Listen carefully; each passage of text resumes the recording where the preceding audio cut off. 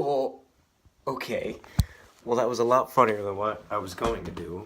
I was gonna do this stomping thing and run around again like I did in the other video, but instead, the moment I hit the record button, my phone decided to just tilt towards the heavens. Okay, I'm doing a different setup. I didn't use the tripod this time because I didn't feel like, honestly, I just didn't feel like taking it up and setting it up and everything because I'm feeling lazy. You're probably wondering what the notebook I just held up was. Something I didn't mention when I introduced myself was I love to write.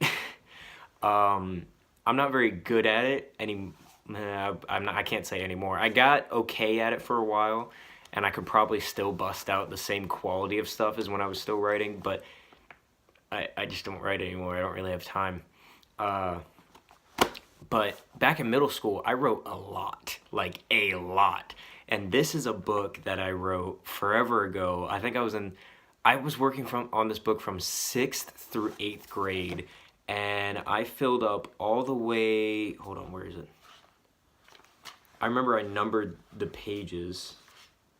Although the last few pages are images, they were hints for the next book. I filled up 133 pages, which basically leaves this many pages not filled up in this whole notebook. So, I'm gonna read you the first chapter. This is gonna be really embarrassing for me, especially since I read part of it a while ago, just to catch up on it. And I remember at the time I thought I was so convoluting and everything, but really I realized it just doesn't make any fucking sense. I'm probably going to be making a lot of side comments while this happens. So this is called Freerunner Volume 1, The Beginning of the Nightmares. I made a little cover for it and everything. And what happened was, you see how Freerunner is all designed and everything. Well, for one, that's a sun. These were made, they were supposed to represent buildings, and the squares were supposed to be windows. So, and then I don't remember what happened, but something happened, and that's why I colored this in. It wasn't on purpose, I didn't originally have that. And then I even made a back. So this was his if I remember correctly, that was similar to what I think I called his family crest. So let's read this. Freerunner. Read as Maxwell Cummins takes his journey of devastation. He's just an average 14-year-old teenager. One day, he stands up in a great way, but only for a short time, losing family, friends, and even his sister. Read to see how he survives. It doesn't sound bad. That sounds okay, but journey of, and then there's a black spot because I misspelled a word. Or no, I couldn't fit devastation in that spot. And then something happened there as well. I don't even remember. But look at all the decals. That's actually pretty good. That's better than what I could probably draw today. That little skyline down there. I'm kind of impressed with that. I'm not even going to lie. Okay. I dedicated this book to my mother, my father, my best friend, and my family. I made dedications. Wow. Last time I started reading this, I made a note at the top of the first page. I said, I wrote this story back in 6th and 7th grade, so it's quite trashy in terms of quality, but I figured I should share its magic. And there's a smiley face. Okay, so this is going to be bad. We're almost 4 minutes in, I haven't started reading. Chapter 1. My name is Maxwell Cummins. I go to Deepbury High School in New York City. Right now, I'm on my way to lunch. Oh, of course, Jonathan Daniels is beating up another kid today. He was a table away and was holding this kid by the ankles. He's masculinely built, tall, smart, and fast. I'm short, not muscular, but faster than he is. Well, if I was going to take a stand, now is the time. I slid over the tabletop and landed on John. What the, he managed to say before I disappeared into the lunch line.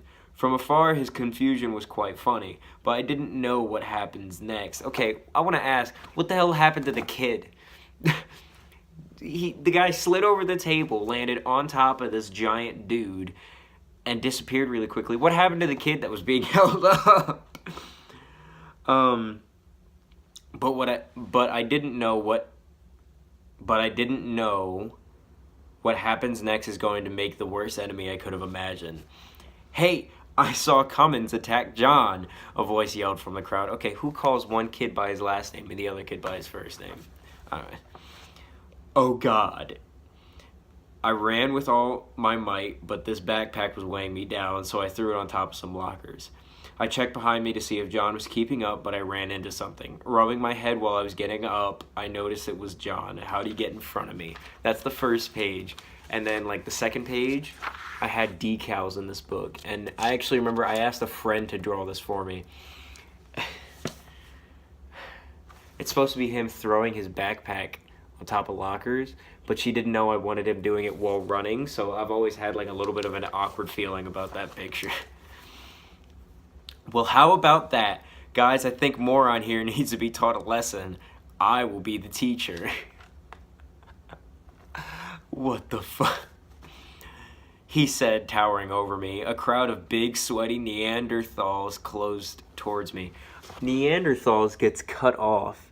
And then like alls. It continues. John went to stomp on me, but I misspelled caught. I spelled COUGHT. I caught his foot. I flipped him onto his back by standing up. One of the others swung a punch at me, but I blocked it with my left forearm. Then I punched him in the face. Punched also got cut off. ED is on the second line. He towered backwards. Another one grabbed me and put me in a full Nelson. Another jock came to kick me in the stomach, and I have an E on the end of the word stomach, but I lifted my body so my legs rested on the new jock's shoulders. He kicked the one in my full Nelson in the stomach, again, stomach with an E on the end, who dropped me and flipped the second one with my legs. I kind of know what I was doing here. I really envision fights in my head when I'm writing them, and I love writing them. So he got put into a full Nelson, and then he kicked his feet up and put them on the shoulders of some guy that was coming to kick him, and the guy didn't stop. He couldn't, so he kicked the first guy, and then like the first guy bent over, and it, I guess, knocked them both down, something like that. You beat my jocks, now I'll beat you, a voice boomed from behind me. I forgot about John. He dove for me, but I jumped over the behemoth. He landed on his face. Learn to fight, and your grammar needs help too, I said mockingly while I was walking away. I said this guy was smart. What the... We're not even halfway through the chapter, guys. The halls were filled with laughter and murmurs the rest of the day. I wasn't hungry after the fight. Ooh, wait. Another image, and that thought bubble says, how? He's thinking, like, how'd I do that? And look at how fucking built I made this kid. Jesus Christ. 14 is what... I don't know why. I thought that was an amazing age. I need to shave. You can kind of see it. How had I done that? I've never fought a day in my life. Anyway, now it's the end of the day and I'm heading home. I'd already picked up my pack when I heard shooting outside. Running, I checked the commotion to see cops shooting at a man on the run. You've got to do something, Chris said calmly. I have a disorder to where I hear a voice in my head. Almost like a reflex, I pulled up my hood to cover my face and I ran. I jumped over the whole staircase down to the courtyard and rolled forward when I hit the ground. I was going for schizophrenia. That's what I was hinting at, but I couldn't spell it and I knew I couldn't, so... The cops looked surprised when I ran past them, caught up with a police vehicle, and boarded the top of it. What the fuck? When we came near an overhead light, I jumped and caught onto it, swung through, and landed on top of the criminal. The police managed to get the criminal in handcuffs by the time I was leaving. So hold on. The police are in a cruiser. This guy's on foot. Not only is this guy staying ahead of the police cruiser, but I caught up to the police cruiser, or Maxwell caught up to the police cruiser and caught the guy. But one of the officers pointed a gun at my head. Why?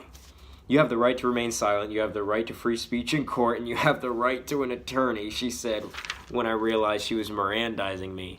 Okay, before I continue, look, another image. That's supposed to be a gun. He's supposed to be getting a gun pointed at him right now.